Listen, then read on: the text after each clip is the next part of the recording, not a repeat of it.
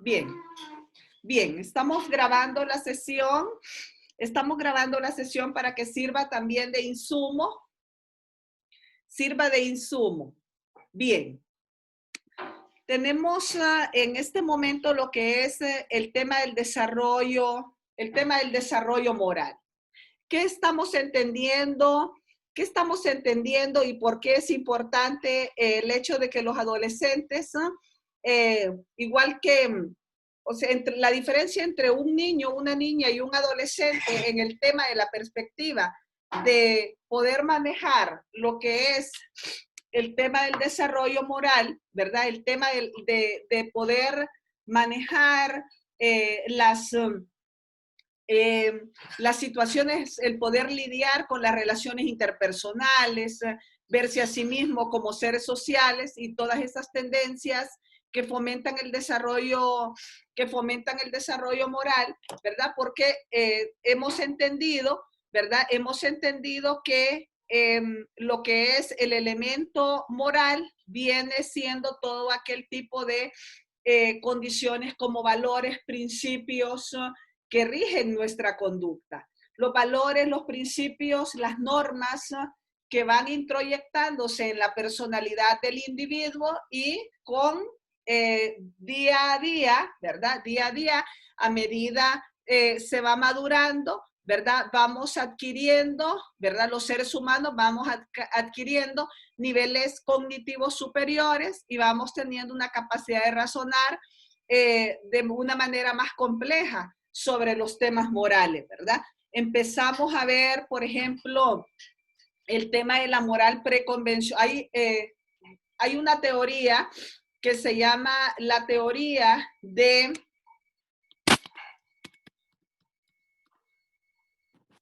desarrollo moral, que lo impulsa Lauren Colbert.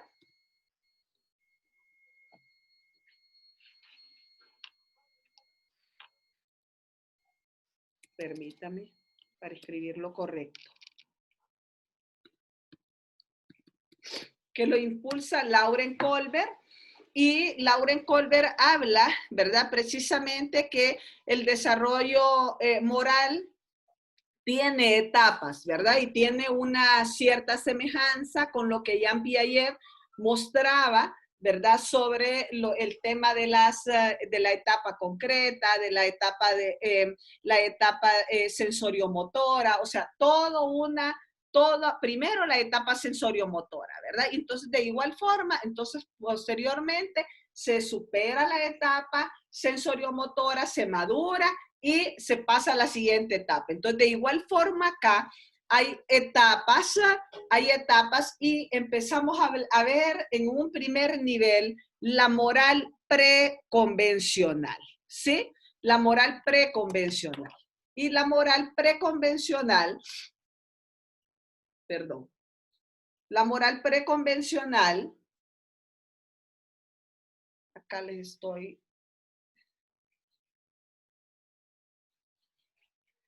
En la moral preconvencional, lo que visibilizamos en este primer nivel de la teoría de Colbert del razonamiento moral, en la que el control externo obedece a la regla a fin de obtener recompensa y evitar castigos por interés propio. ¿Qué significará esto?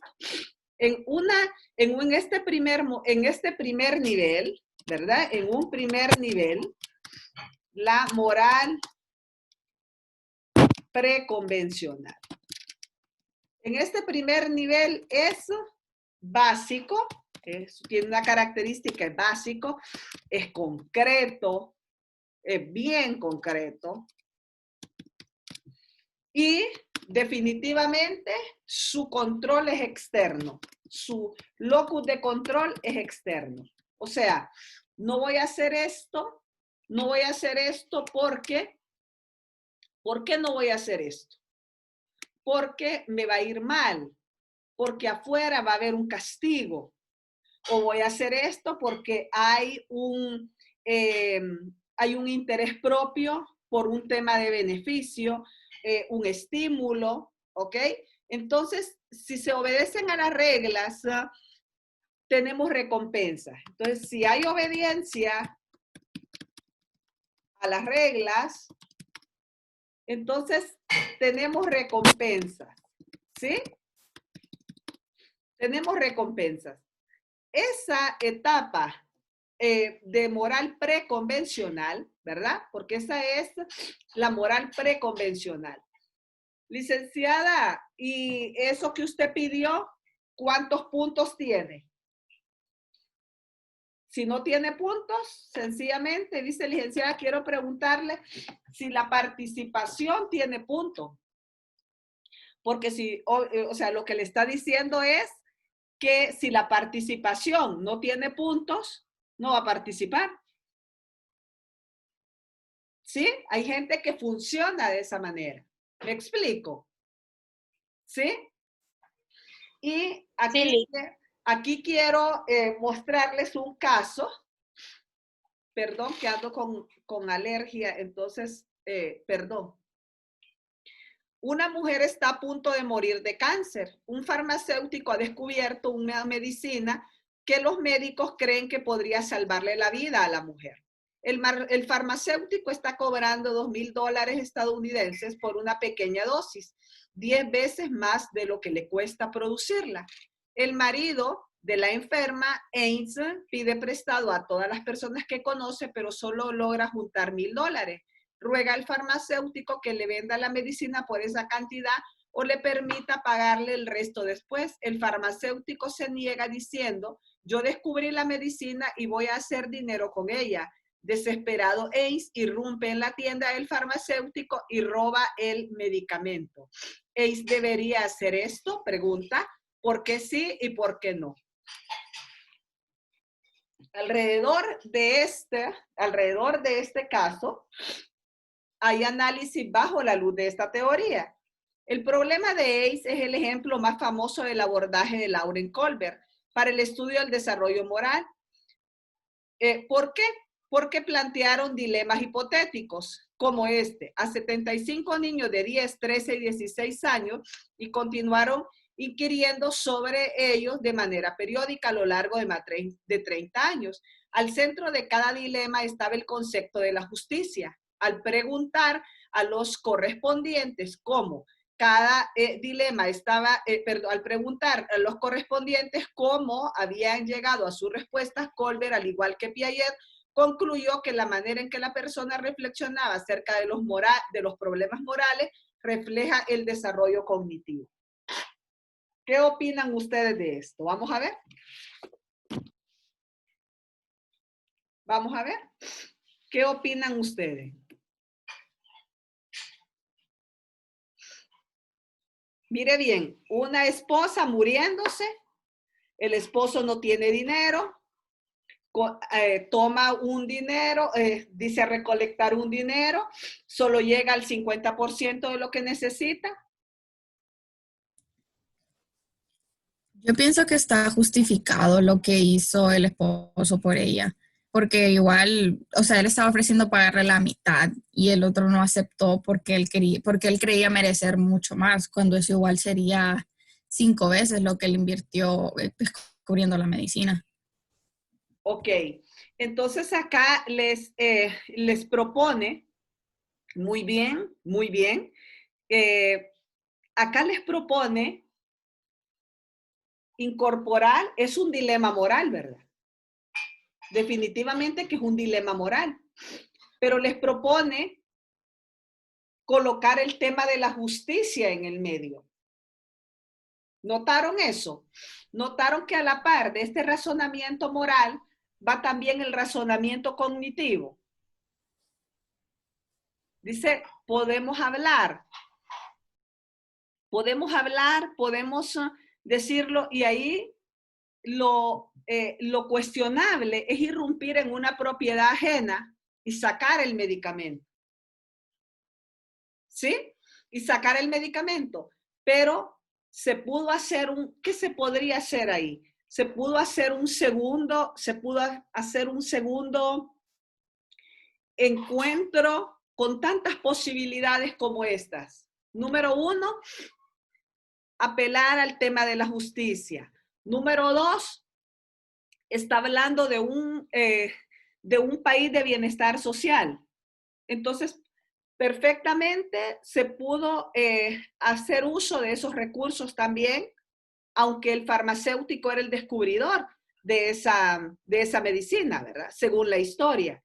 Entonces, a medida, lo que aquí evidencia en el caso es que a medida nosotros vamos teniendo desarrollo cognitivo, ¿sí? Desarrollo intelectual, vamos también teniendo la oportunidad de ir superando expectativas y superando formas de resolver los problemas.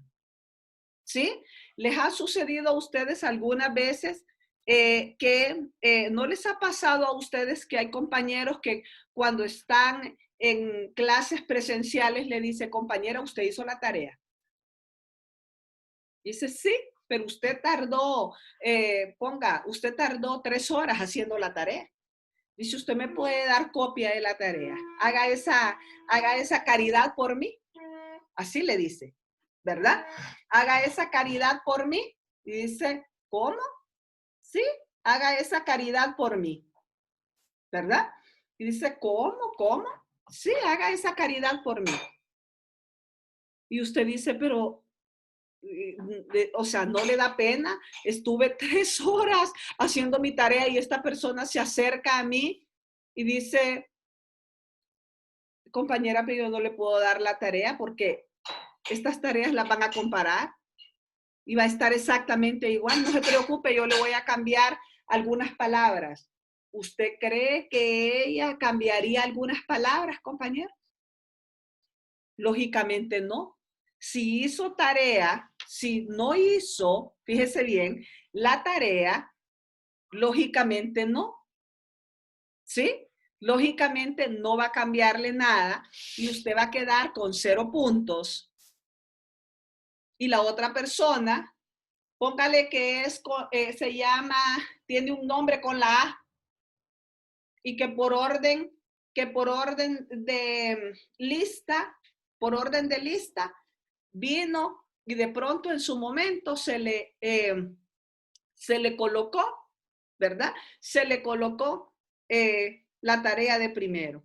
Y usted, póngale que usted sea con Z, entonces usted es la que chepió. Porque su trabajo es exactamente igual al de Ana o el de Aleida?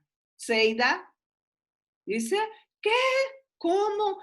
No, profesora, si yo lo trabajé 3 horas, lo trabajé, etcétera, etcétera. Entonces van viendo, dice, y si no se lo da, mire, definitivamente, compañera, dice, présteme la tarea que le voy a invitar a la salida a uno de los restaurantes que están frente al aula. Ah, ok, está bien, a las 12 le espero. Usted dice, no, ¿por qué no pude medir que esto pudo haberme traído un problema? Un gran problema. Que no se trata del almuerzo, no se trata del almuerzo.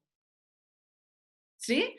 Entonces miramos que la moral preconvencional siempre va a estar instalada en un locus de control externo. Y si la moral va a estar instalado el control sobre el locus de control externo, definitivamente que no es nada confiable. ¿Ok? No es nada confiable. No es sostenida en el tiempo de igual forma. ¿Sí? Luego viene la etapa de moral convencional o moral de conformidad al rol convencional. Segundo nivel de la teoría de razonamiento de Colbert, en el que se internalizan las normas de las figuras de autoridad.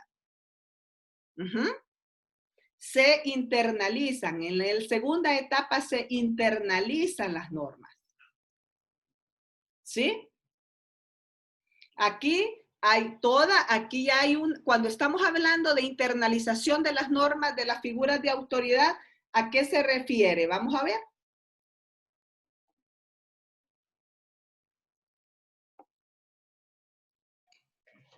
¿No será como que ya considera lo que le dicen al adolescente que está bien?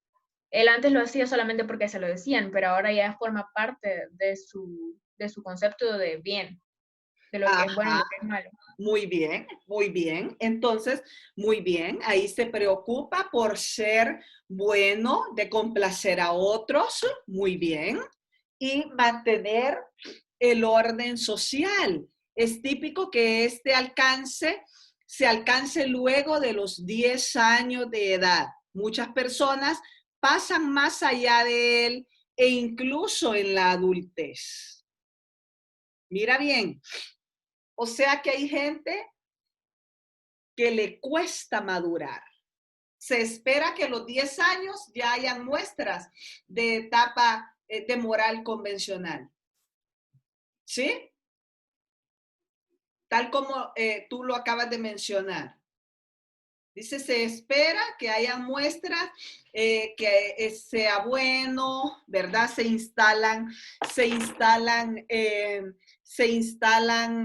condiciones ya comportamentales de complacer a otros, de mantener un orden social, ¿verdad? Hay oye, por acá no se debe de pasar, aquí dicen esta cerca que no debo de pararme en el césped, entonces no me voy a parar en el césped, ahí hay un rótulo donde hay una figura comunitaria que puso un rótulo, coloca un rótulo y dice que no me debo de pasar por el césped, ¿ok? ¿Sí? Pero qué es lo que sucede? Mire bien, ¿qué es lo que sucede? No me debo de pasar por el césped, pero nadie me está viendo. Usted lo internaliza ya. Solo hay un rótulo. Usted compró un refresco en botella o en lata. Va en el autobús. Va en el taxi. En aquellos tiempos que podíamos andar en taxi o en autobús, acuérdense. Sí, porque a tiempos no vemos un autobús ni un taxi, ¿verdad? Y ahí usted se toma su refresco, camino a su casa, hay una ventana abierta y usted dice, ok, ups. Definitivamente no he internalizado la moral convencional. Y me debo de aprender esto, que es una moral de conformidad al rol convencional. O sea, ¿qué se espera de mí? Pero ya, fíjese bien, ya no es, ¿sí? Ya no es una situación en la cual, ya no es una situación en la cual el locus de control esté externo, como al principio. Castigo, premio. Por lo general son los niños. Pero es preocupante cuando un adulto aparece, ¿sí? Es preocupante cuando un adulto aparece, ¿sí? Así de esa manera, ¿sí? Solo me permiten que voy a cerrar una ventana, permítanme.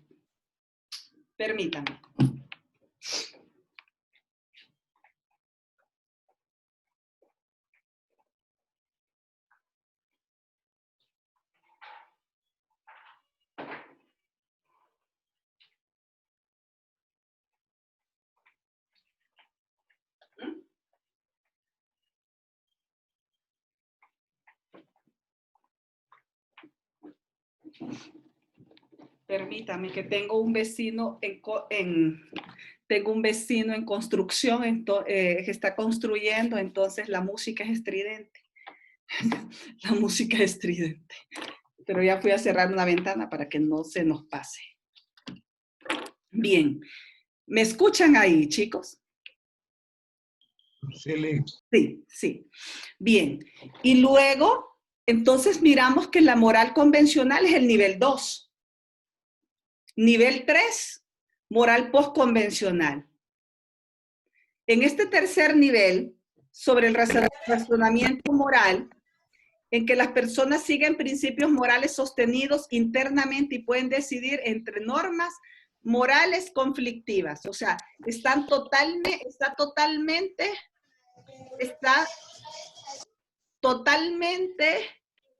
internalizado de tal forma que pueden reconocer conflictos, puede haber un conflicto. Apaguen sus micrófonos. Apaguen sus micrófonos. Paola, ajá, sí. Entonces acá, fíjese bien, las personas reconocen conflictos entre las normas morales y realizan juicios con base en los principios de derecho, equidad y justicia. En general, la gente no llega a este nivel de razonamiento moral hasta cuando menos la temprana adolescencia o más comúnmente en la adultez joven, en todo caso. Entonces acá, en la temprana adolescencia, en la adolescencia temprana, y la adolescencia temprana está entre los 12 a 14 años. El nivel 3 de la moral postconvencional o moral de principios morales autónomos. Aquí la clave, la palabra clave es que las personas pueden de alguna manera intentar ya decidir, ¿sí? Son principios morales sostenidos internamente y pueden decidir normas morales, pueden decidir entre normas morales conflictivas. Ya tienen internalizado, ya están internalizados los principios morales, ¿sí? Y pueden decidir entre las normas conflictivas. Eso es como cuando, estando en la, aquí es válido porque ustedes están en la adultez joven, ¿verdad? Entonces, se espera que esta etapa esté en la adolescencia temprana y algunos lo van arrastrando jóvenes hasta la adultez joven. O sea, lo que queremos ver aquí, necesito que rescatemos como adolescentes, como psicólogos en este proceso de aprendizaje con la adolescencia, que hay situaciones en las cuales una respuesta que podamos tener, una respuesta que tengamos que dar, una decisión que tengamos que dar, dependerá del nivel de desarrollo cognitivo, pero también del nivel de desarrollo moral que la persona tenga. ¿Me explico? Sí. Ok. ¿Cómo ustedes en este momento podrían estar entendiéndolo? Porque me interesa que puedan tener, ¿verdad? Me interesa que puedan tener de alguna manera claro que va la moral preconvencional, moral convencional y la moral postconvencional. ¿Cuáles son las palabras claves de cada una de ellas? ¿Cuáles son esas palabras? ¿Cuáles son esas palabras clave? ¿Qué podríamos decir? Vamos a ver.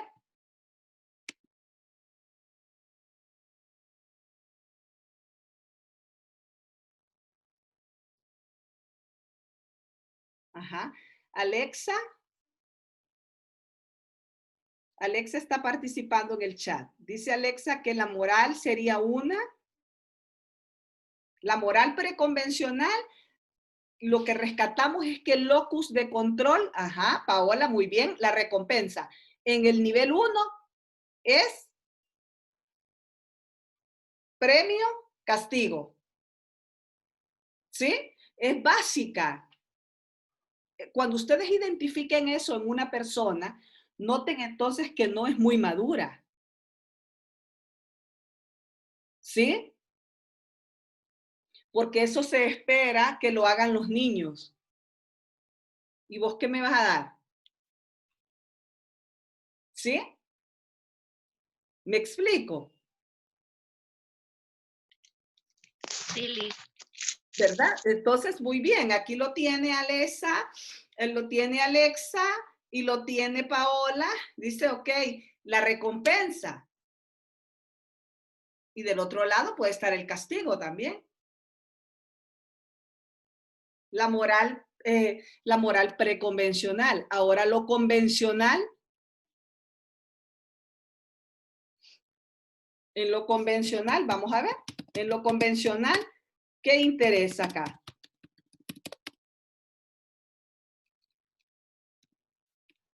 Vamos a ver, ¿qué convencional qué interesa? Ajá, muy bien, Elena, muy bien. El tema de la internalización de las figuras de autoridad, donde ya se interesa la persona por de ser buena, de complacer a otros, de mantener un orden social. Se espera que a los 10 años esté dándose estos cambios. A los 10 años, fíjese bien. Pero lo grave es que hay gente que llega hasta la adultez haciendo eso. ¿Sí? Y la moral postconvencional ya son principios morales internalizados, establecidos, donde la persona es capaz perfectamente de decidir entre lo que tiene a lo interno y las normas morales conflictivas que hay afuera. Instaladas obviamente por otro ser humano, ¿no? ¿Sí? A eso se le llama dilema moral. Ajá. A eso se le llama dilema moral. ¿Cuándo hay un dilema moral? ¿Cuándo hay un dilema moral?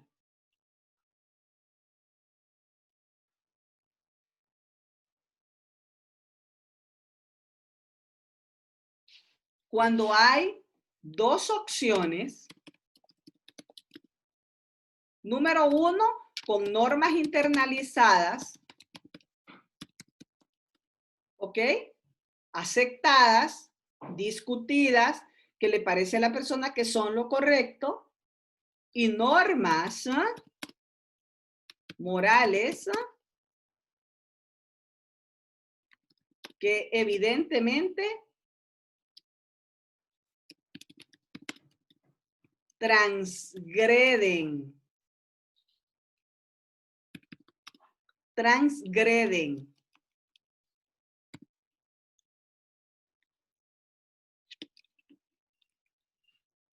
Transgreden lo esperado por un ciudadano. A eso le llamamos dilema moral. ¿Ok? A eso le llamamos dilema moral. Necesito que lo copien.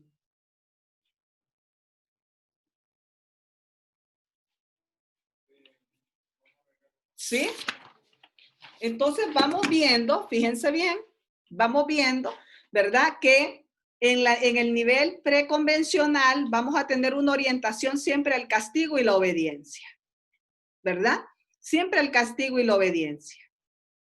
Ya en el nivel 2 vamos a tener el mantenimiento de relaciones mutuas y la aprobación de las mismas como una regla de oro, ¿verdad? ¿Sí? Y en el nivel 3 vamos a tenerlo, ¿verdad? Vamos a tener esa moral sobre derechos, sobre inquebrantables, universales, que la persona misma ha generado, pues todo un contrato personal de cuáles van a ser sus normas. A esta altura, yo les pregunto, ¿dónde ubican ustedes el adolescente?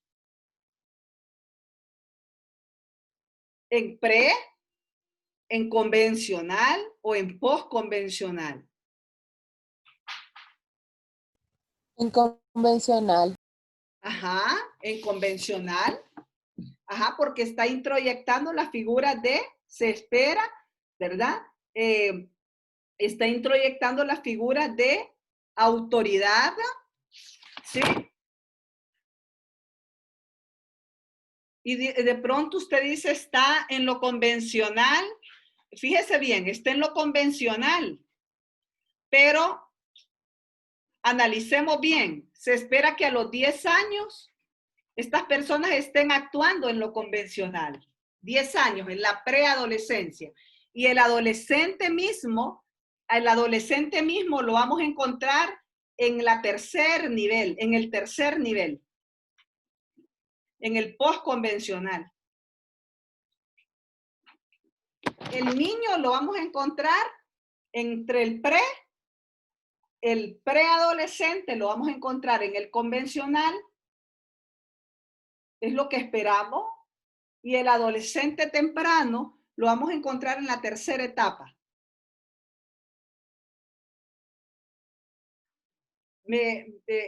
¿Quedaron claros, chicos?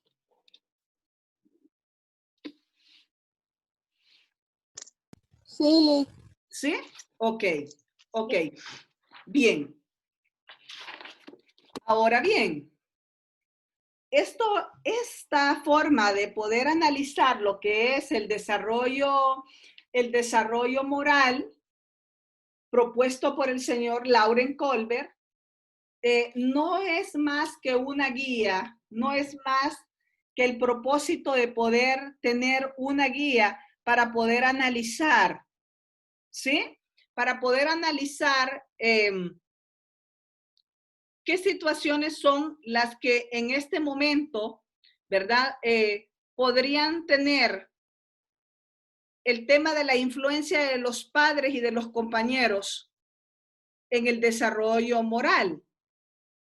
Entonces quiero leerles 4 líneas.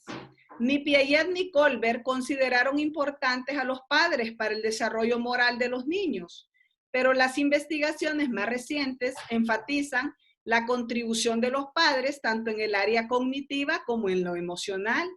Los adolescentes cuyos padres son autoritarios y comprensivos y que los estimulan a cuestionar y ampliar su razonamiento moral pueden razonar a niveles más elevados. Los pares, P-A-R-E-S,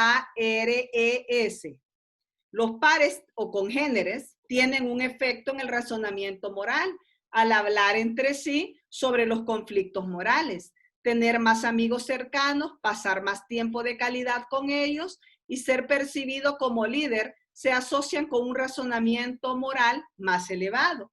Entonces, definitivamente, toda aquella familia, ¿sí?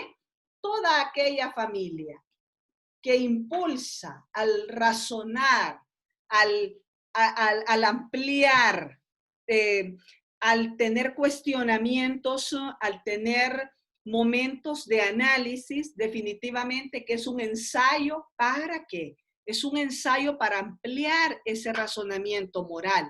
Si bien es cierto, dice, ok, ¿qué influencia tienen los padres en el razonamiento moral? Dice, el razonamiento moral va de la mano con el razonamiento cognitivo y con el desarrollo emocional. ¿Se dan cuenta de ello? ¿Sí? Es una tríada. Desarrollo cognitivo, desarrollo emocional y luego el desarrollo moral. ¿Sí?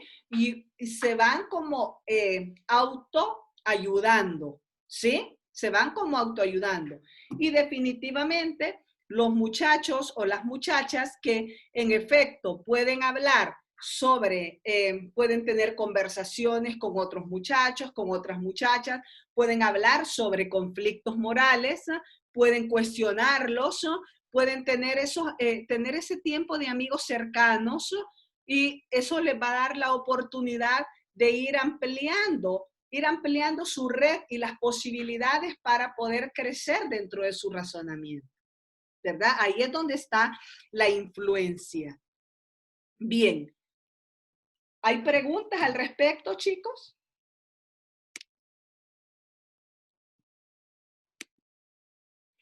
¿Hay preguntas?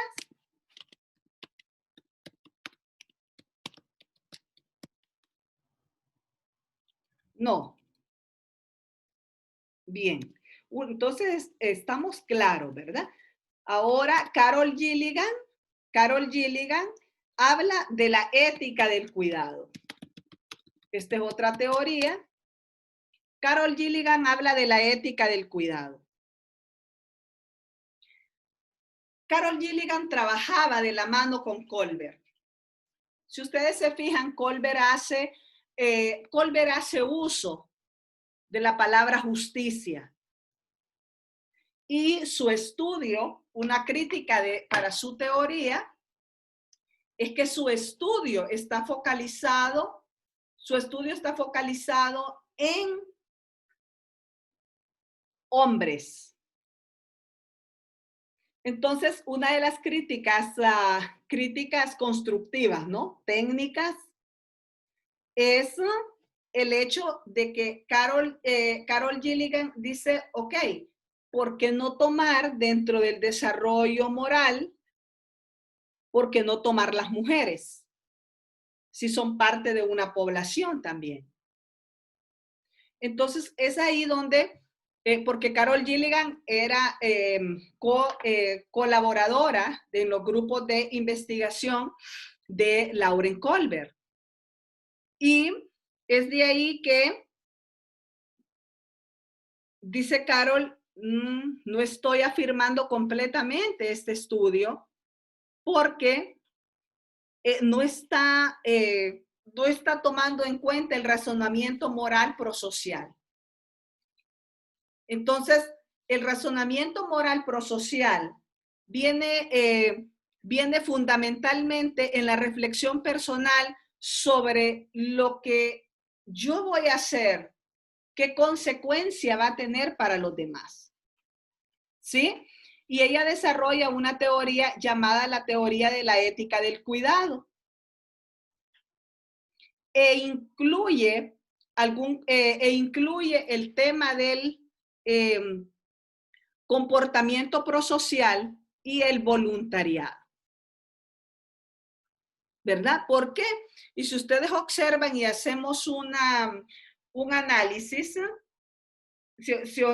hagamos un análisis de quién se espera entre un varón y una niña, de quién se espera que haga algún acto de cuidado.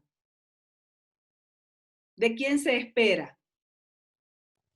Casi siempre de la mujer. Ajá, muy bien. Siempre de la mujer. Entonces, dicen los padres, pero tengo la niña para que me cuide cuando esté viejo. ¿Cierto o no? Ustedes lo van a escuchar en las familias, en las entrevistas con psicólogos. Ustedes lo van a escuchar a cada ratito, ustedes van a escuchar eso. ¿Sí? Dice, mire, y ella es fina conmigo. Pero no se espera de un varón, y los hay. No se espera de un varón una conducta de ayuda, de cuidado. Y ahora podemos colocarle el elemento contexto. Los tiempos cambian, los tiempos cambian, las generaciones van cambiando en base a las experiencias y hoy por hoy vemos, por ejemplo, padres cuidando de sus hijos. Pero hacía 30 años atrás, 40 años atrás, la mujer con la pañalera, con el bebé, ¿cierto o no? Sí. Con la comida del bebé. Y el hombre sin nada en la mano, caminando solventemente. ¿Sí? Y en las comunidades de tierra adentro, el hombre una cuadra adelante súper adelante y la mujer casi cayéndose, ¿verdad? Con todos los compromisos a llevar. Es en el tema de la ética del cuidado. Está enfermo, ¿quién tiene que cuidar el niño o la niña? Stephanie. Lick, fíjese que a mí me pasó una experiencia parecida en estos días. Mi mami estuvo bastante enferma y yo vivo Sí. aquí, y yo me vine aquí, yo estoy fuera de Tegucigalpa y Sí. mi hermano y yo estamos con mi mamá. Sí. Mi mamá se enfermó muchos días y cuando la gente me ve, me dice, pero menos mal que vos estabas aquí porque así la pudiste cuidar. Y yo me siento como mal porque la verdad que el trabajo lo hicimos mi hermano y yo. Ajá.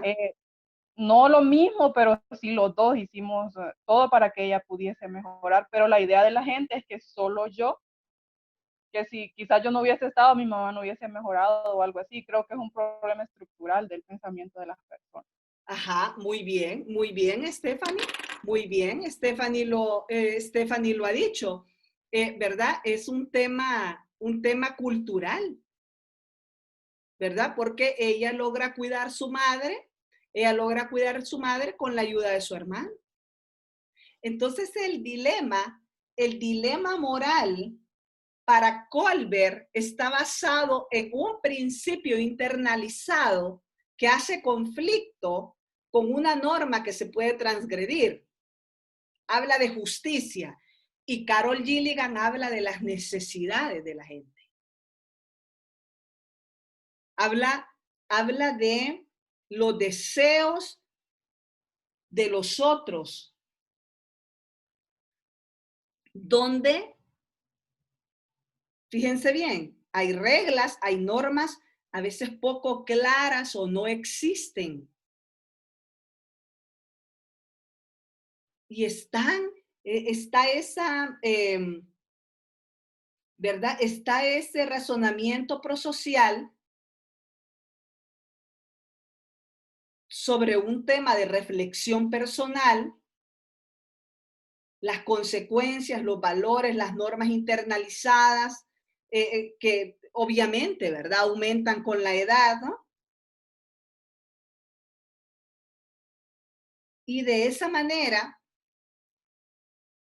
miramos que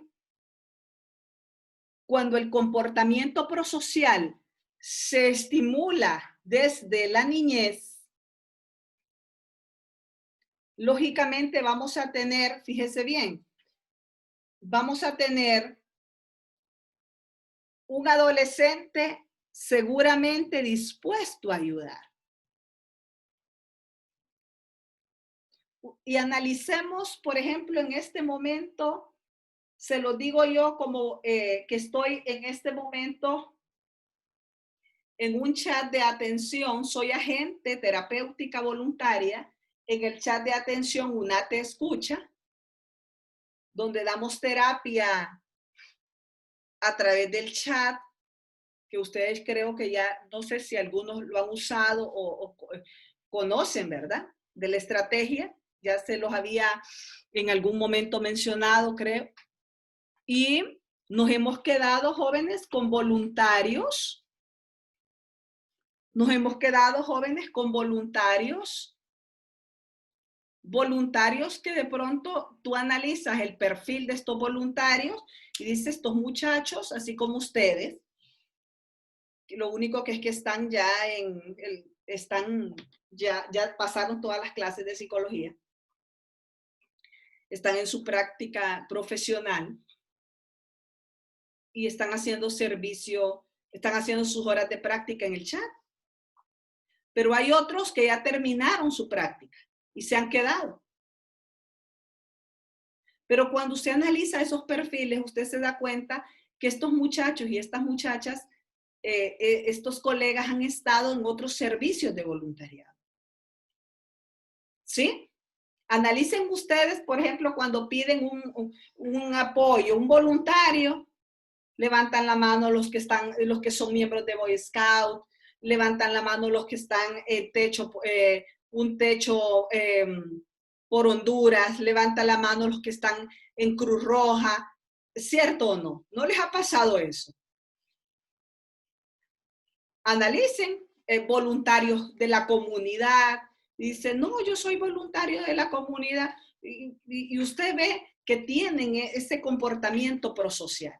Entonces, Carol Gilligan decía que cuanto más posibilidades haya de manera longitudinal, fíjese bien, que un niño tenga la oportunidad de darle la estimulación, de hacerle estimulación en su comportamiento prosocial, actividades prosociales útiles para los demás, seguramente vamos a tener la posibilidad de poder tener, ¿ok? De poder tener en este momento, vamos a poder tener un perfil más dispuesto, lo que es el voluntariado, ¿sí? Vamos a poder tener un perfil más dispuesto de lo que es, para lo que es el voluntariado, ¿sí? Entonces, miramos que Carol Gilligan va más allá del tema de justicia y se enfoca, tal como Stephanie mencionaba, se enfoca en un tema de necesidades, ¿verdad? Pero ella hace ver que la equidad de responsabilidades en cuanto a mostrar el cuidado, ¿verdad? En términos de justicia y equidad, ¿no? Para la evitación del daño, se enfoca, no solamente se debería de enfocar a lo que es la mujer, sino que debería de enfocarse también al hombre. ¿Sí?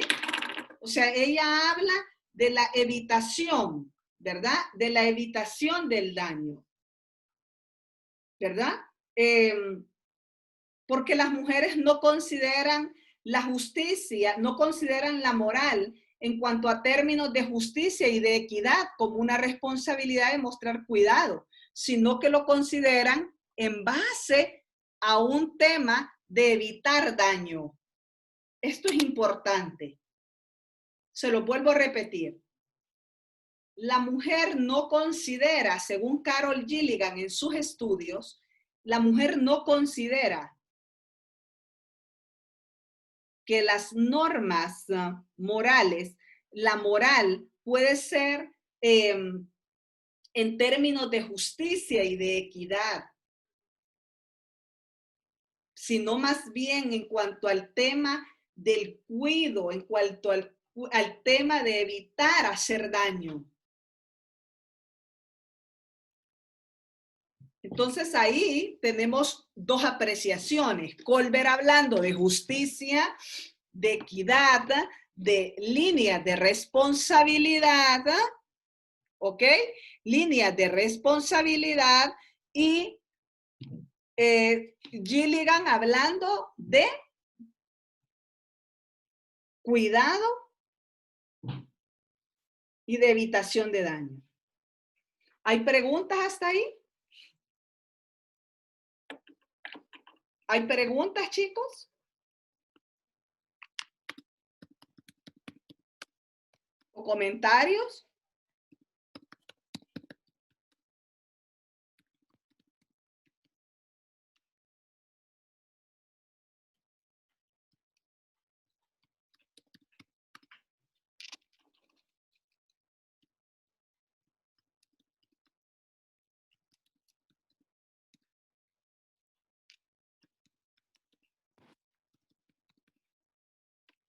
Ok.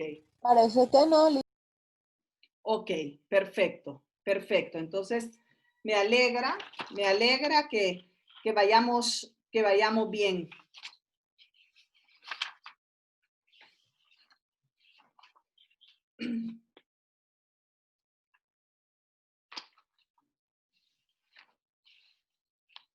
Bien.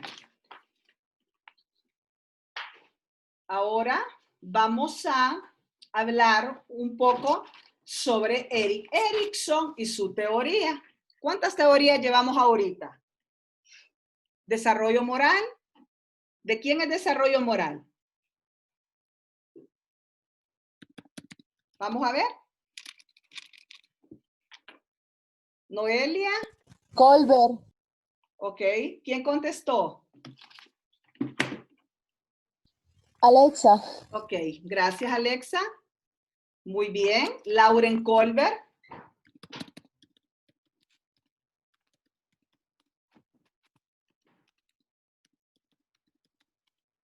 Ajá. Vamos a ver, Noelia.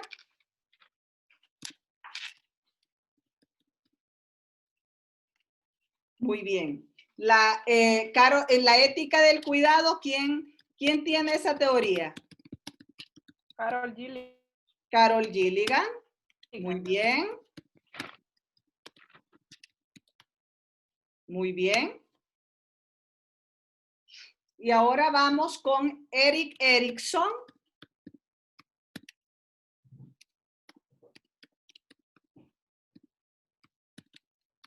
Erik Erikson con la teoría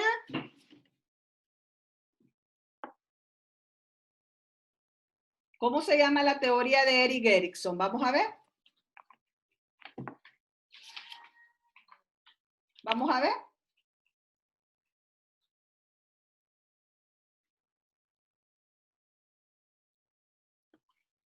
Desarrollo psicosocial.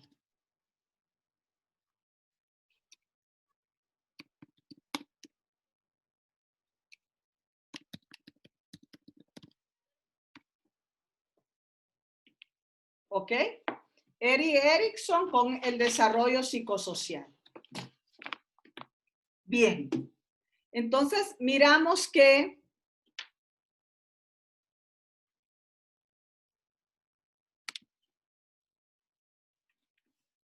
en este nosotros, para Erik Erikson, en la teoría psicosocial, ¿cuántas etapas ustedes identifican en la teoría psicosocial? Ustedes ya lo vieron en Evolutiva 1.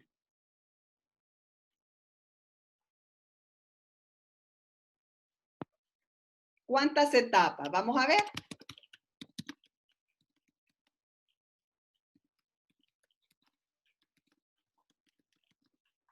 Son 8 etapas, Nori. Muy bien, son 8 etapas. Muy bien. En esas 8 etapas, voy a necesitar que, como es un aprendizaje previo, voy a necesitar que puedan leer esas 8 etapas, repasar esas 8 etapas y saber que Erik Erikson ubica la adolescencia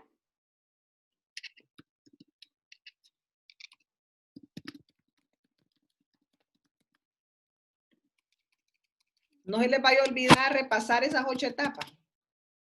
Ubica la adolescencia en la 5ª etapa. ¿Ok? ¿Cómo se llama esa 5ª etapa?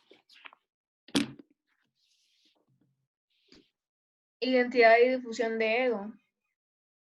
Ajá, identidad versus confusión de identidad o versus confusión de ego. ¿Sí? Pero lo vamos a encontrar, ¿verdad? Lo vamos a encontrar algunas veces identidad versus confusión de identidad o identidad versus confusión de ego. ¿Sí? Entonces la identidad tiene que luchar por encontrar identidad, que es uno de las 3 cuestiones principales. ¿Identidad en qué? Identidad en la elección, en primer lugar, fíjense bien, identidad de la adopción de sus propios valores, con los cuales él vivirá o ella vivirá. ¿Sí? La identidad de su ocupación y la identidad de sí mismo. ¿Sí? Ustedes se recuerdan en los objetivos de la adolescencia. Los objetivos de la adolescencia son 3. Ustedes los tienen en la presentación de la primera unidad. Y ahí tienen donde dice objetivos de la adolescencia. Y uno de los objetivos está, en primer lugar, el tema de la identidad. Entonces, de pronto, dice, ¿qué implica esta identidad? ¿Verdad? ¿Qué implica? Desarrollar un sentido coherente.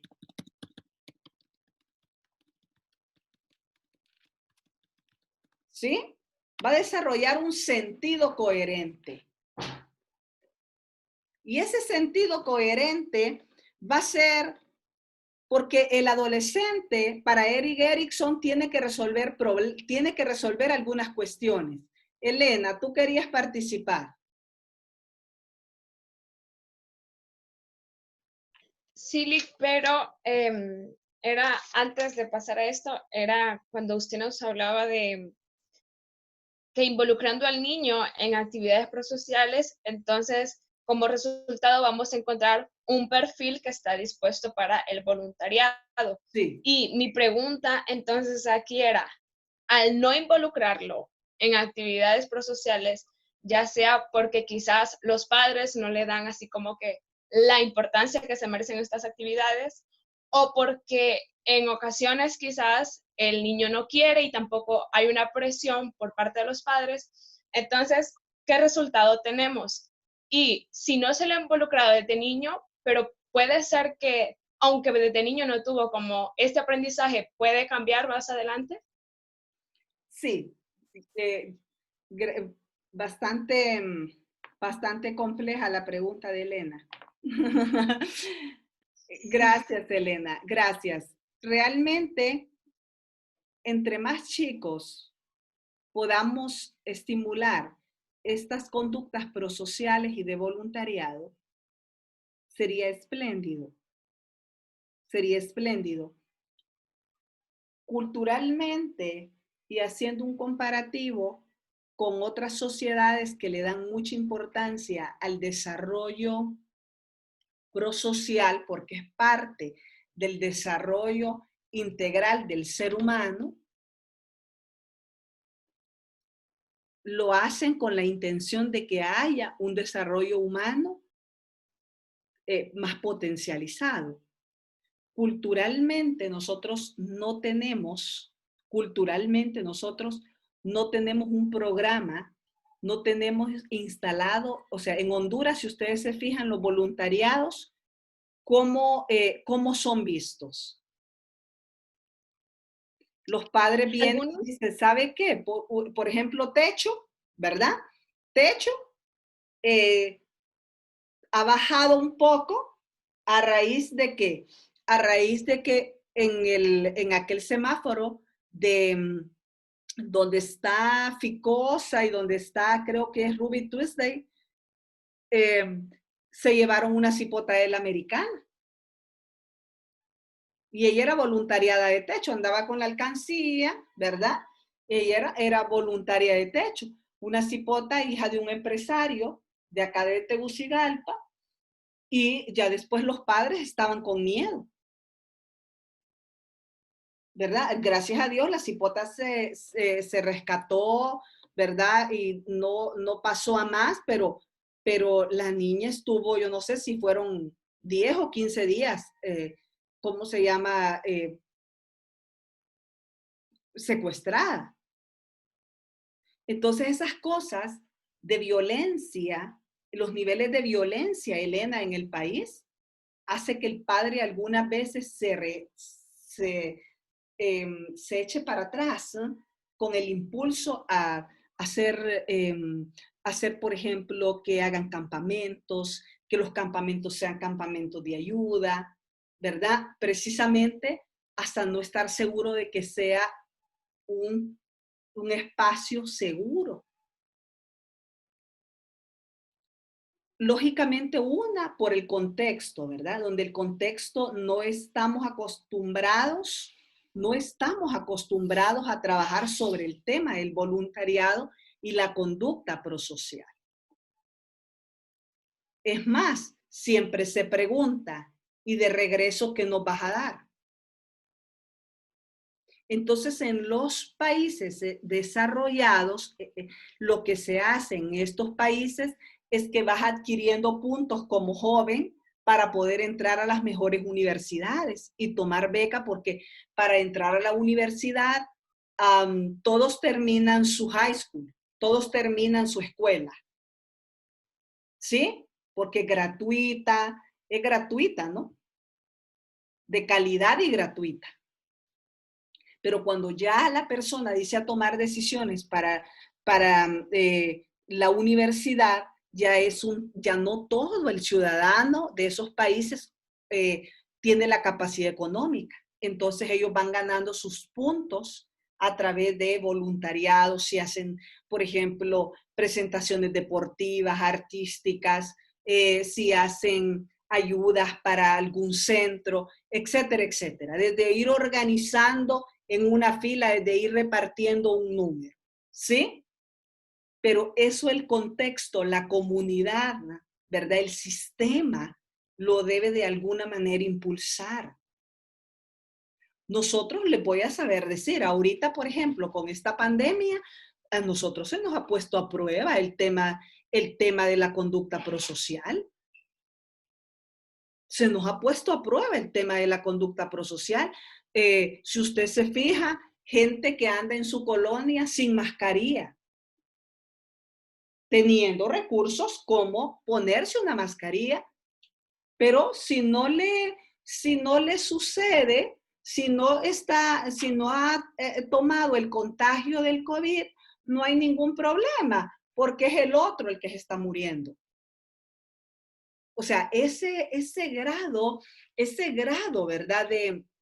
A veces de poca conciencia social. Llegamos a tener poca conciencia social a raíz de la ausencia de la conducta prosocial. O sea, si a mí ya me dio, ya me contagié, ¿cuántos meses estoy inmune? Eso es lo que la gente pregunta, ¿verdad? Cosas así como esas. Ahora bien, por otro lado, la pregunta de Elena dice, ok, ¿y qué hacer si los niños, si ya como niño ya pasó, no se estimuló y ni modo, dice, ya más bien es un adolescente? Entonces ahí podemos tener una segunda oportunidad. Claro, el éxito no va a ser, chicos, como el éxito que hay en la primera infancia. Porque en la primera infancia usted sabe que es una esponjita, absorbiendo estímulos, ¿verdad? Está el tema de la poda cerebral a los 14 años. Y sabemos que lo que se aprendió y se consolidó cerebralmente se va a quedar de una manera casi establecida. ¿Sí? Entonces, con el adolescente hay que hacer uso de estrategias que les gusta a ellos. Por ejemplo, que vaya a haber un voluntariado, pero que sea de jóvenes. No le vamos a meter ahí viejitos. ¿Sí? Dice, va a haber un voluntariado de jóvenes. Ese voluntariado solo es de jóvenes. Entonces la gente grande dice, no, pero nosotros nos podemos meter también. Quisiéramos que estuviéramos ahí. Sí, pero usted va a estar en otra estación. Pero en esta estación, solo jóvenes, solo juventud aquí. Aquí solo ocupamos energía, lo ocupamos, ¿verdad? O sea, manera tal de que ellos puedan motivarse a estar juntos.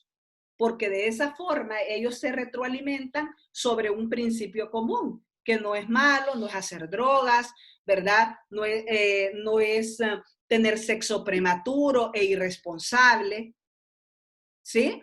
Sino un fin, una ayuda a la comunidad, y ellos van a trabajar sobre la ayuda de esa comunidad. ¿Me doy a entender? ¿Contesto tu pregunta, Elenita? Sí, Lick, gracias. Igual considero que es así como usted lo dice, porque a veces hay quienes dicen, bueno, ya no se le enseñó de niño, ya no hay nada más que hacer. Y creo que sí se puede hacer algo con el adolescente, aunque quizás de niño no tuvo esa enseñanza. Claro, claro que sí, de acuerdo, de acuerdo. Y solo miren ustedes, por ejemplo, ahora mismo a través de su podcast, muchos están emocionados con el lanzamiento. Dice, oye, vamos a llegar a esos adolescentes que están ahí solos en esas casas sin una ayuda propia para un adolescente, sin una teoría propia para el adolescente.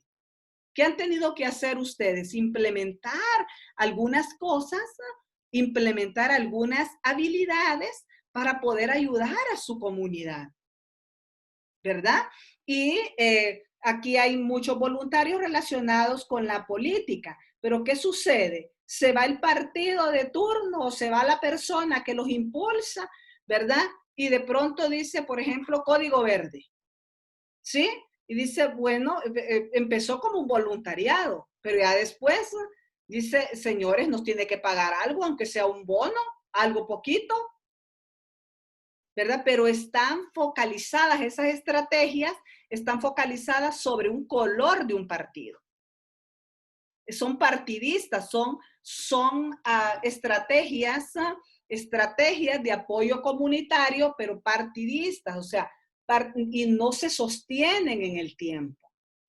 Una política comunitaria, una política de país que venga realmente a ver, ¿verdad?, las necesidades de la población sin ser azul, amarillo, anaranjado, rosado. ¿Sí? Stephanie. Sucede Sí. lo mismo en las Olimpiadas Especiales. Yo fui a ser voluntaria ¿Sí? y nos dan un pequeño seminario Sí. de algunas horas y nos preguntan, porque tenemos que firmar un compromiso. Claro. Y ahí en las opciones está voluntario por hora o por si uno realmente quiere ser voluntario sin que sea obligación por horas que le piden en algunas clases aún. Claro, ¿verdad? Como sus horas del artículo 140. Como las horas del artículo 140.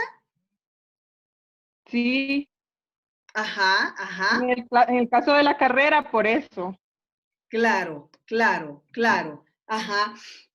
Muy bien, muy bien. Y que son situaciones, ¿verdad? Son situaciones que de pronto tú dices, ¿sabes qué? ¿Verdad? En esto vamos viendo que hay, como dices tú, ok, lo haces, tú necesitas una constancia de esto, Sí, para puntos para una en el beca, caso de, ¿verdad? Puntos para una beca o necesitas para tu artículo 140, pero, ok, es para el artículo 140, pero de pronto tú dices, oye, ya terminé las horas, yo me voy a quedar aquí haciendo un par de horas más y al final te quedaste haciendo meses, ¿verdad? Entonces, en ese tema, ese tipo de actividades que está haciendo la universidad tiene tiene en el fondo una estrategia, ¿verdad? Igual, por ejemplo, con los niños Procene, con los muchachos Procene, que son parte del programa Procene, los guías, los traductores, los lectores, ¿verdad? Esos muchachos se quedan durante el tiempo, a veces dice, ¿sabes qué? Solo por este periodo me inscribo. Y al final terminó toda la carrera universitaria, ¿cómo se llama? Con el muchacho. Yo no sé si ustedes vieron una publicación hace como 2 años de un muchacho que se graduó ciego, se graduó de pedagogía y su guía era estudiante de psicología. Y pasaron los 4 años y medio. Él se inscribió por un periodo y ya después aquel niño dice, vos, ¿a qué horas te vas a meter vos a clases? Era el guía. Era el guía de él. En los exámenes él era la ayuda y todo. Y cuando se graduó, algo bien lindo. Yo no sé si ustedes lo vieron en las redes, pero cuando se graduó, él quiso que él estuviera a la par. Y solamente fue como por un, ¿verdad? Entonces, por un periodo que él se anotó y al final terminaron haciendo los 4 años y medio siendo guía. Él no cambió de guía. Entonces, esas son las cosas que se logran, ¿verdad? A través de esas iniciativas. Entonces, Erik Erikson habla de que debe de haber un concepto coherente de un yo formado con las metas, los valores, las creencias con las cuales la persona está sólidamente comprometida. Esa es la identidad para Erikson. Dice, la identidad para Erikson tiene estos elementos. Un yo formado por metas, ¿ok? Un yo formado por metas, un yo formado por valores y un yo formado por las creencias con las cuales está sólidamente comprometida, ¿sí?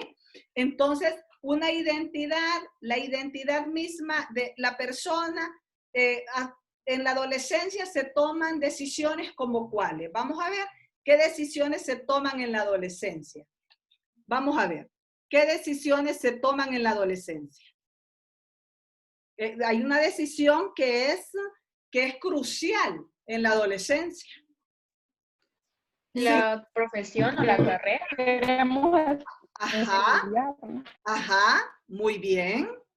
Creo que sobre su sexualidad también, licenciada. Ajá, muy bien, muy bien. Ajá, el tema de la identidad sexual, el tema de las decisiones ocupacionales, muy bien, excelente. Ajá. ¿Qué otras decisiones se toman? Vamos a ver. Porque es en la adolescencia que se toman decisiones de qué carrera va a estudiar. ¿Sí? ¿Qué carrera va a estudiar? Vamos a ver.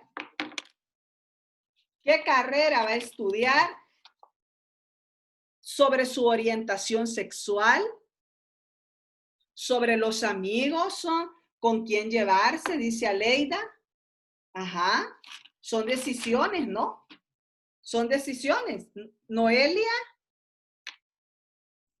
Sí, también lo que iba a decir que antes de elegir la carrera, inclusive en tercer curso, se tiene que elegir si es bachillerato, técnico, y siempre lo preparan a uno de que si es humanidades es porque vas a la universidad, si es otra cosa es porque vas a hacer ambas cosas, y eso es una decisión, a mi parecer, muy importante. Ajá, muy bien, muy bien, muy bien, muy bien. Entonces, fíjese bien, en este momento vemos que para lo que es Erik Erikson, ¿verdad? Inicia esta carrera con la confianza versus desconfianza. La confianza focalizada a través de procesos de lactancia, ¿cierto o no? ¿Sí? ¿Verdad? Esa fidelidad, la virtud de la lealtad sostenida. Ahí es manejando lo que es un tema de apego. Es súper importante, jóvenes, por ejemplo, que durante la lactancia se van a fortalecer vínculos de confianza. El acercamiento de la madre hacia el hijo, del cuidador hacia el hijo. ¿Verdad? ¿Y qué es lo que sucede? A mí sí me encantaría que ustedes me escucharan aquí si es posible, yo siempre les digo algo, les digo yo, aunque no es disonante, pero creo que me entienden. Les digo, escúchenme con letra mayúscula. Cuando los niños y las niñas no tienen confianza, no tienen la oportunidad de sostener esa confianza, esa primera etapa de la cual habla Erik Erikson, confianza versus desconfianza. Los niños abandonados. Dice, los niños que están en los centros de residencia. Los niños que pasan de un miembro de la familia a otro. Nadie los quiere cuidar. Nadie los quiere cuidar. ¿Sí? Nadie los quiere cuidar.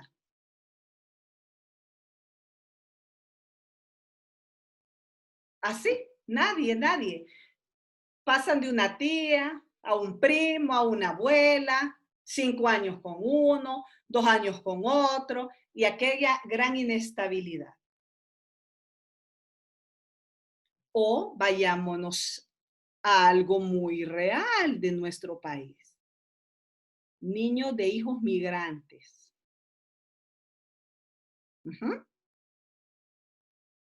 Niños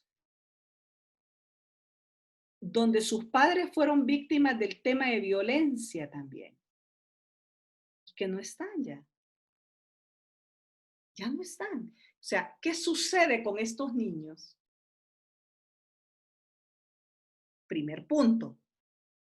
Y luego en el segundo punto, ¿qué va a suceder en la adolescencia o qué está sucediendo en la adolescencia? Apego, en primer lugar, va a tener un apego inseguro. Ustedes se han fijado, niños, que tú le muestras sus brazos y el niño se viene contigo. O la niña se viene contigo. ¿Les ha pasado eso? Sí. Sí, Se viene contigo y luego otra persona y dice, vente, y ahí también va. Eso se llama apego inseguro. Y dice, ay, qué lindo que con todo mundo llega. Eso no es normal. ¿Cómo se va a ir con alguien que desconoce? ¿Sí? Es un apego inseguro y sonríe con todo mundo. Pero como, y lo llora. Cuando se va, lo llora. Y usted dice, ¿y aquí qué pasó? ¿Verdad? Ahí hay problemas de apego. Ahora bien, en la adolescencia, ¿qué va a suceder? Si esa confianza versus desconfianza, si esa confianza no se estableció, ¿qué va a suceder en la adolescencia? Sabemos que en la adolescencia lucha por su identidad versus ¿qué? Confusión de identidad. Pero la identidad focalizada no solamente la identidad de ser hombre o de ser mujer. No se refiere a la identidad, la identidad no se refiere a la orientación sexual. Erikson habla claramente que la identidad ese es el sentido coherente. Fíjate bien, es el sentido coherente del yo formado. ¿Qué es lo que quieres? ¿Qué valores tienes? ¿Qué creencias son las que hay? O sea, lo que es la persona. Ese es el yo. Esa es la identidad. Entonces, en la adolescencia, ¿qué esperamos de una persona con un yo, con un, apego, que haya tenido alguna irrupción o varias irrupciones? O que el apego no se haya dado de la manera esperada y haya una irrupción del apego. Sería una persona introvertida, Liz. ¿Perdón? Sería una persona introvertida. ¿Pregunta o una aseveración? Lo segundo. Es una aseveración. ¿Quién apoya la opinión de Alexa? De Alexa. Yo no estoy de acuerdo, Lee, porque tengo un ejemplo, o sea, en mi familia hay un niño que estaba así, que lo cuidan 2 años mi abuela, o se está un tiempo con tíos y así, y él es súper extrovertido, con todo el mundo platica y O sea, no es nada cohibido. Ajá. ¿Qué se espera de estos adolescentes? Se espera Licenciada. que las relaciones sean efímeras. No son personas con relaciones sostenidas durante el tiempo. No pueden manejar relaciones sostenidas durante el tiempo porque su cerebro no registra esa sostenibilidad en la primera infancia. Según Erickson, en ese primer momento, en esos primeros años, donde el niño o la niña estuvo bajo el contacto del objeto amado, y el objeto amado puede ser la madre, puede ser padre o puede ser un tutor. Ojo con eso. ¿Sí?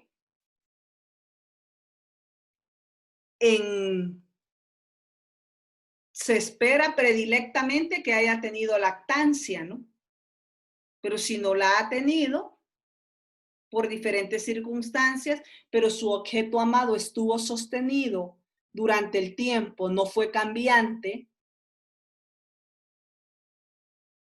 dice, podríamos tener adolescentes con una historia diferente, no con relaciones tan efímeras. Efímero quiere decir superficial. ¿Sí? Noelia. Yo tengo una pregunta, Lick. ¿Qué sucede con el ejemplo que dio antes? Pero ¿qué sucede si al niño se le obliga, por ejemplo, que él no quiere pasar a manos de otra persona, pero se le obliga y dicen, digamos, una tía dice, no, hasta que deje de llorar yo lo voy a tener porque se tiene que acostumbrar a estar conmigo porque sí, yo soy la tía? ¿Qué sucede en ese caso? ¿En qué sentido, Noelia? No comprendo. En el sentido de que nos mencionó que cuando, por ejemplo, un niño se va con todo el mundo y eso lo agarran como bien, al contrario, es súper malo. Pero ¿qué sucede cuando al niño se le obliga a crear esos lazos? Cuando el niño sí se retiene y no quiere pasar en brazo, pero lo obligan, como que lo fuerzan a ello. Ok, lógicamente el niño no hay que obligarle, ¿verdad? Nosotros como psicólogos impulsamos a que el niño no se le obligue a besar, a abrazar, a ser generoso con una persona que él no quiera hacerlo. Casi siempre el enfoque adultocéntrico es salude, abrace, de un besito. ¿Sí? ¿Han visto ustedes esas actuaciones? Sí, Y hay niños que rechazan a algunos adultos. No sé, por algunas circunstancias, no son extraños, no lo saben ver, lo ve como extraño. Entonces lo lógico es que dicen, no, aquí tú te vas a estar porque yo soy la tía. Bueno, la tía tendrá algún trastorno ahí, ¿verdad? Dice, porque el niño está actuando normal, está llorando ante una extraña. ¿Sí?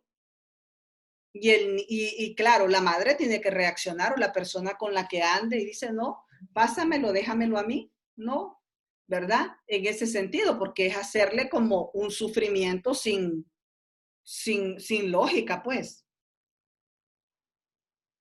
¿Contesto, Noelia? Sí, perfecto. Ok, Muchas gracias. ok, bien, bien. Entonces, miramos que lógicamente estamos entrando en un tema donde hay relaciones efímeras, hay relaciones superficiales, ¿no? Y nos pone de entrada a un tema que es un tema muy difícil de manejar en la adolescencia, que es el embarazo en la adolescencia. ¿Ok? El embarazo en la adolescencia, las causas del,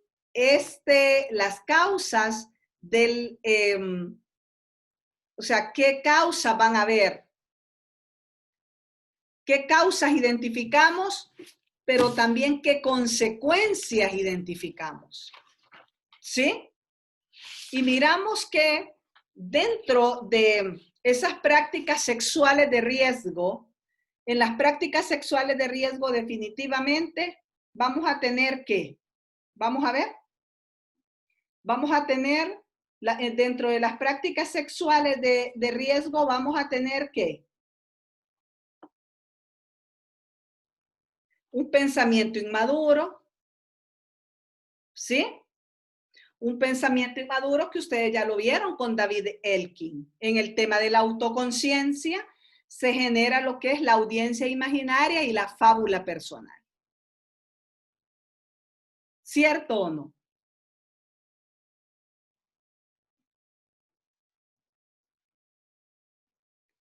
¿Y qué es lo que sucede? Se toman riesgos, ¿cierto o no? La invulnerabilidad, la singularidad y la invulnerabilidad. Eso no me va a pasar a mí, puede tener relaciones sexuales sin protección y no va a haber embarazo. Porque es Juana. Y Juana es invulnerable. Y de igual forma el muchacho piensa lo mismo. ¿Sí? Pero hay un tema que necesito por lo menos en unos 2 minutos discutirlo, que es el hecho de cómo se focaliza culturalmente el embarazo en la adolescencia. Quiero escucharlo. ¿Quién es el culpable del embarazo en la adolescencia? La muchacha, la niña. Muy bien. La niña, muy bien. Los padres, Liz. La niña, fíjate que no la sociedad no le cobra tanta factura en primer lugar a los padres. Se lo cobra en segundo lugar, pero en primer lugar es la niña. De hecho, ustedes saben que tiempos atrás las niñas embarazadas no podían ir al colegio. Automáticamente la escuela quedaba fuera del sistema. Una niña embarazada no podía. Es más, los institutos privados se ha tenido que trabajar muchísimo con ellos. Muchísimo. Ustedes no tienen idea cómo hemos trabajado con Mundo Joven y con la cooperación alemana a través del programa Prevenir para trabajar en los institutos privados. Meterlos que cuando hayan capacitaciones en los institutos públicos, meter también representantes de los institutos privados, por lo menos la gente decisora, la gente que toma decisiones. ¿Sí? Porque definitivamente, ¿verdad? Definitivamente hay consecuencias, pero la consecuencia la sociedad la va a cobrar a la niña. El niño no, el niño sigue en su escuela, el niño sigue en su deporte, el niño sigue, pero a quien le va a cobrar la factura es a la niña. Creo que esta situación aún se da porque, por ejemplo, yo estuve en un colegio católico y escuchar que había niñas embarazadas de último año era la peor vergüenza del mundo, pero nadie escuchó sobre quiénes eran los papás, que también estaban en la escuela, por ejemplo. Ajá, claro, sí, así es. Y había, ¿cómo decirte? Un castigo máximo siendo con un corte religioso, ¿no? La escuela. Sí, claro. ¿Verdad? Evidentemente un doble castigo. Paola dice, gracias. Paola menciona que hay muchachas que se embarazan a temprana edad para salir de sus hogares porque no pueden convivir con sus padres. Bueno, los conflictos familiares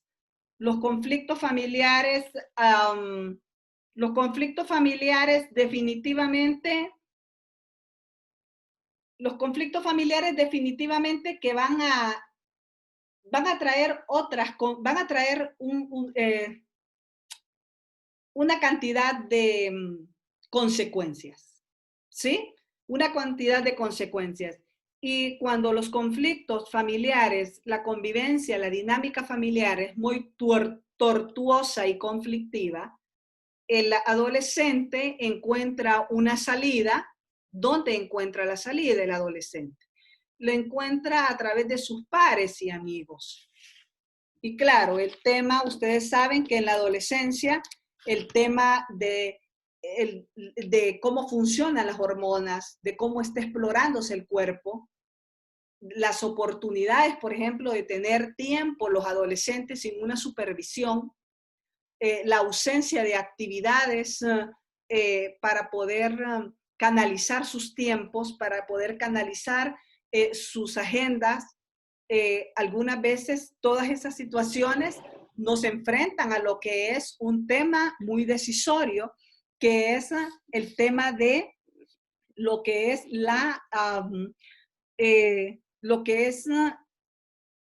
experiencia de embarazo en adolescente, ¿sí? Entonces, vamos a quedarnos acá con este tema.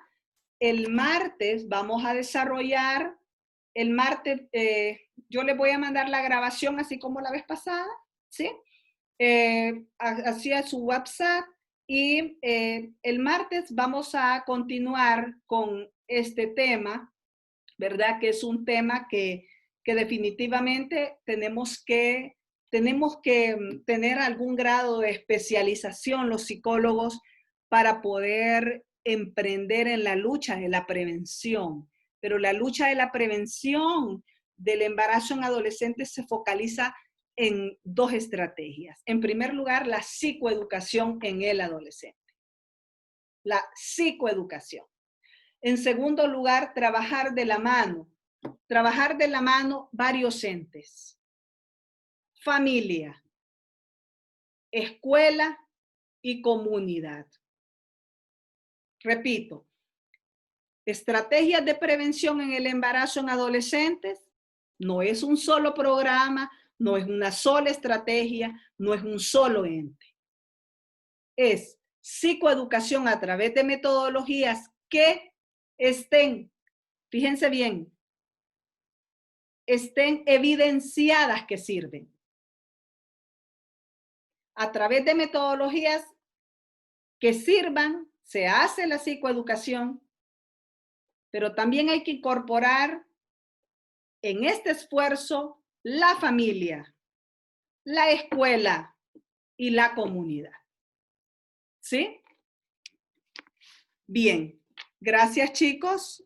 Solo medio segundo para poder hacer captura de pantalla de su presencia. Gracias, Liz. Gracias a ustedes. Gracias a ustedes. Y me encantó la sesión de hoy porque lo siento que son pilas. ¿Sí? ¿Cuándo da lo de los videos? Ok, diga. ¿Cuándo da lo de los videos? ¿Cuándo?